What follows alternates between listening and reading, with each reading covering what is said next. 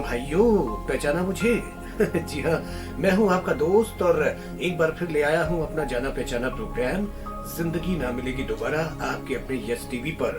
बहनों भाइयों, मुझे बहुत सारी प्रशंसा मिल रही है, बहुत ज्यादा प्यार मिल रहा है आप सभी का, और यही प्यार मुझे मोटिवेट कर रहा है कि मैं अच्छी अच्छी बातें आप तक पहुंचाऊं ताकि आपकी जिंदगी में एक सही दिशा आए, एक मोटिवेशन आए और जिंदगी सकारात्मक विचारों से भर जाए। बहनों भाइयों, मैं हमेशा इस बात पे जोर देता हूँ कि हम लोग जिंदगी में खुश इसलिए नहीं रहते हैं क्योंकि हम सिर्फ पाना जानते हैं। हम सिर्फ ये चाहते हैं कि लोग हमें देते जाएं। हम प्रकृति से मांगते रहते हैं, प्रकृति से सब कुछ लेते हैं। हम पानी ग्रहण करते हैं, फल ग्रहण करते हैं, हवा ग्रहण करते हैं, सभी लोगों से लेते रहते हैं। बस जिंदगी भर हमें मांगना ही मांगना होता है, हम कभी किसी को कुछ नहीं देते।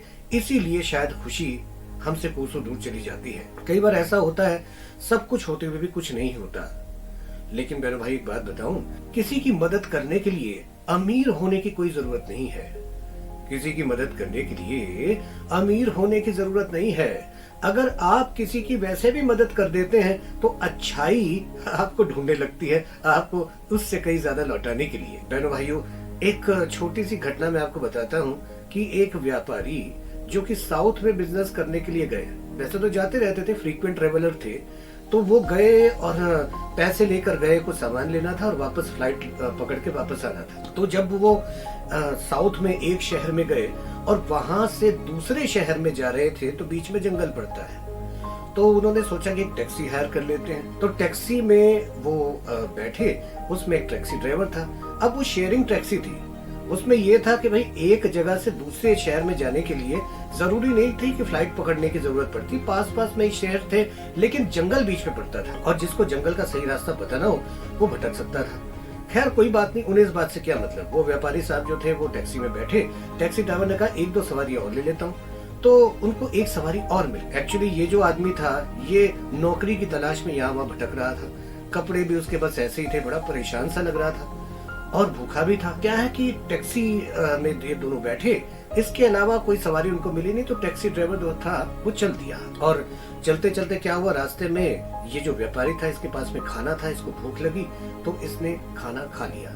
लेकिन खाना इसके पास अब भी बहुत सारा बचा हुआ था, इसलिए आधा खाना उसने खाया और आधा उसने पैक करके रख दिया, सुच्चा बिल्कुल। अब भूख तो इस आदमी को भी लग रही थी, ये जो नौकरी मांगने के लिए यहाँ भटक रहा था, और ये भी टैक्सी में बैठकर दूसरे शहर जा रहा था जहाँ पर कि ये व्यापारी जा रहा था। तो खैर क्या हुआ, रास्ते में एक घटना और हो गई कि टैक्सी खराब हो गई। टैक्सी खराब होने के बाद में ड्राइवर ने कहा कि भाई मैं तो अब जंगल के मोड़ तक आ पहुंचा हूँ और 15-20 किलोमीटर का ये जो रास्ता है, अब मैं इसमें जा नहीं सकता क्योंकि गाड़ी तो मेरी यहीं खराब हो गई है, इसलिए आप ऐसा कीजिए कि दूसरी टैक्सी कर लीजिए। लेकिन वहां आसपास कोई और टैक्सी थी भी नहीं और कोई जाने को तैयार भी नहीं था। लिहाजा व्यापारी ने क्या किया कि व्यापारी ने फैसला किया कि बस अब 15-20 किलोमीटर का रास्ता है, मैं पैदल तय करूंगा। और ये जो दूसरा जो आदमी था जो कि नौकरी मांगने के लिए यहाँ वहाँ भटक रहा था, उसने कहा कि मैं भी साथ में चलूं, मुझे भी उसी शहर जाना है। उसने कहा चलो ठीक से, एक से भले दो। अब दोनों जो थे उससे जंगल में चल पड़े। लेकिन चलते चलते चलते चलते ये जो आदमी था जिसको भूख लगी थी, जिसके पास पैसे भी नहीं थे, जो नौकरी की तलाश में भटक रहा था, दिल तो बहुत कर रहा था कि इससे खाना मांग लो व्यापारी से, लेकिन परिचित तो था नहीं। तो इस आदमी ने सोचा, गरीब आदमी ने, कि यार मैं खाना मांगूंगा अच्छा नहीं लगता क्योंकि ये मना भी कर सकता है, क्योंकि इसकी मेरी क्या पहचान है भाई। लेकिन आगे चलते चलते चलते, बहुत आगे चलते चलते अब उससे रहा नहीं गया।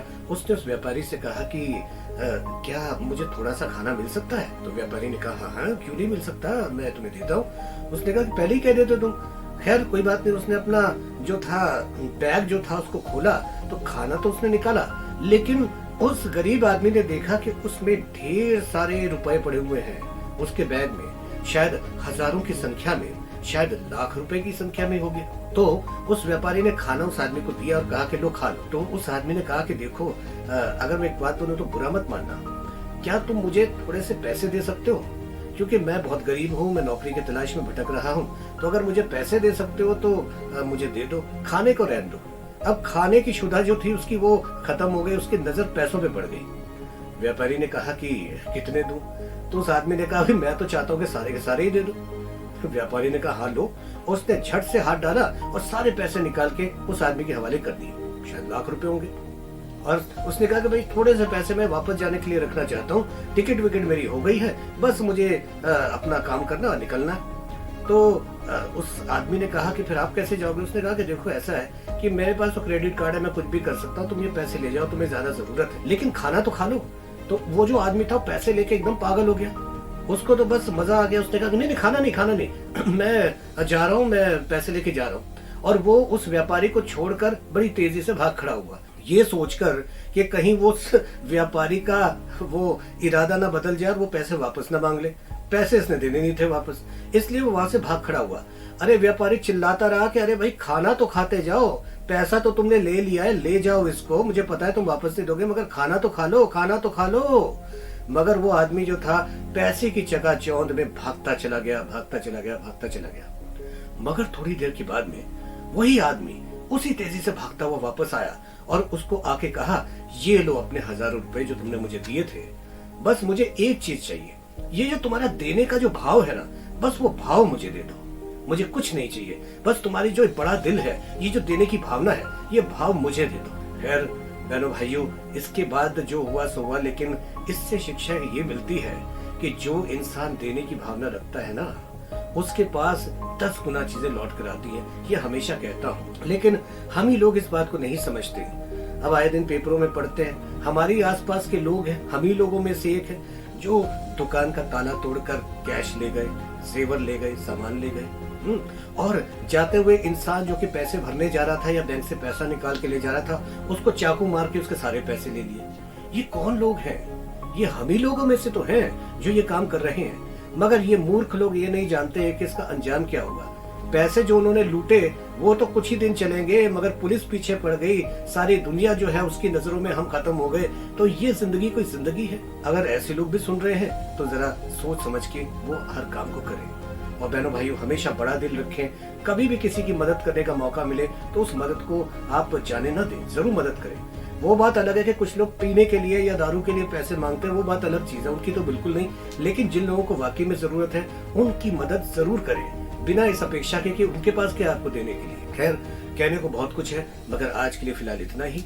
मैं उम्मीद करता हूँ कि अगले एपिसोड तक आप बहुत कुछ बदलाव ला चुके होंगे अपनी जिंदगी में।